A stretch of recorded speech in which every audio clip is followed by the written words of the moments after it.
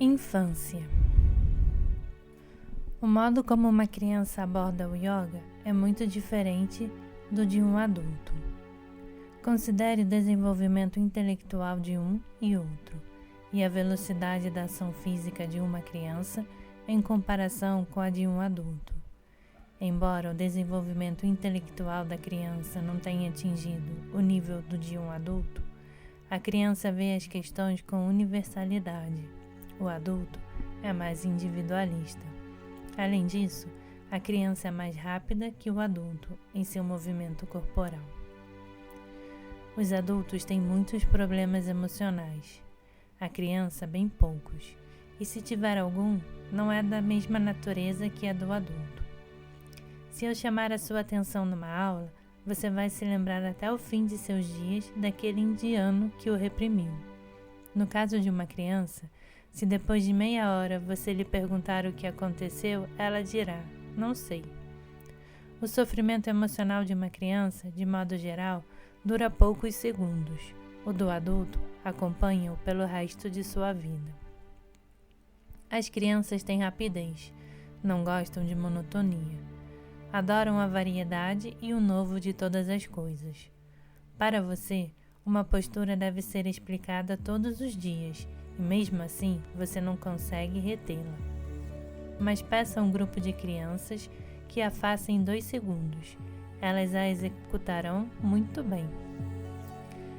A mente da criança está no presente, não no passado, nem no futuro. Já os adultos sempre se adiantam ou recuam, não se concentram no presente.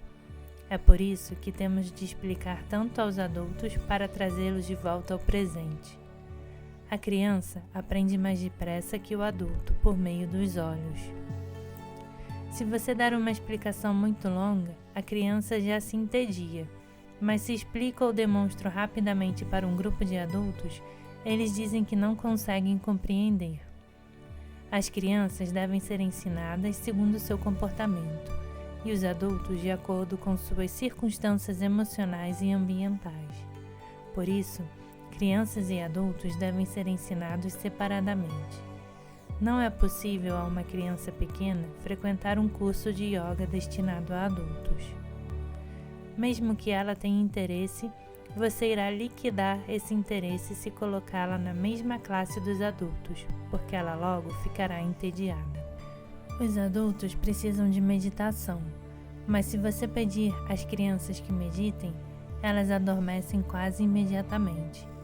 Para você, adormecer pode significar passar horas rolando na cama. Muitos adultos precisam até mesmo de soníferos, mas nunca uma criança. Ainda que muito ativas, numa fração de segundos, podem tornar-se muito passivas. Por isso, ficam entediadas se você ensinar de maneira muito vagarosa. Já ouvi adultos dizendo que há crianças com dificuldades de concentração. As crianças se concentram muito bem, sem nenhuma dificuldade. Depende de como você as atrai para o que lhes deseja transmitir. Se eu falar com as crianças a partir de minha perspectiva adulta, elas não se concentram no assunto. Tenho de entender que linguagem elas assimilam e me expressar nessa linguagem. E elas automaticamente ficarão concentradas, porque foram atraídas no seu nível de compreensão. Primeiramente, tenho que apresentar-lhes o assunto com termos que elas conhecem, para que possam começar a entender. Só depois, como professor, é que posso apresentar as novas ideias. Se não conseguir envolver as crianças, não posso transmitir-lhes nada de novo. Vou dar um exemplo. Há alguns anos, um grupo de autoridades da área de educação de Pune convidou-me para ensinar yoga a um grupo de crianças com idade de 10 a 16 anos. Essa escola tinha fama de ser difícil. Ainda hoje, ninguém quer lecionar lá, porque as crianças são inquietas, os professores não conseguem controlá-las. Eles me perguntaram se eu poderia dar aulas, e eu aceitei. Desde o primeiro dia, percebi, pela imensa agitação na sala, que as crianças achavam que podia brincar comigo porque eu era um professor novo. Deixei que brincassem comigo.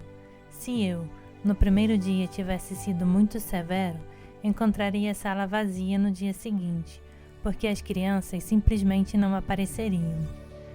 E quando elas começaram a fazer barulho e tumultuar a aula, eu disse: vocês são muito bons para fazer confusão. Vamos, mais um pouco. No momento em que disse, façam mais barulho, eu as conquistei. Se lhes tivesse dito para não fazer barulho, teria sido muito difícil. Isso é conhecido como psicologia. Estudei aquela situação e disse: talvez vocês devam fazer um pouco mais de barulho. Ainda não é o suficiente. Isso surpreendeu as crianças. Depois disso, consegui dar aula. Elas ficavam atirando papeizinhos, como as crianças sempre fazem, atingindo a mim e seus colegas. Então, o que fiz foi observar quem iniciava a situação. Reuni todos eles e, quando comecei a aula, chamei os alunos bagunceiros e informei-lhes que seriam os monitores da classe. Fiz deles os líderes e disse: eu faço as posturas. Fiquem aqui e, à medida que eu for dando a aula, vocês façam o que eu vou fazendo. E assim serão também professores. Conquistei as crianças e muitos professores de várias escolas começaram a vir. Eles se perguntavam por que na aula de yoga não se ouvia um pio. Os outros professores achavam que haveria mais confusão na aula de yoga que nas outras porque a aula era optativa.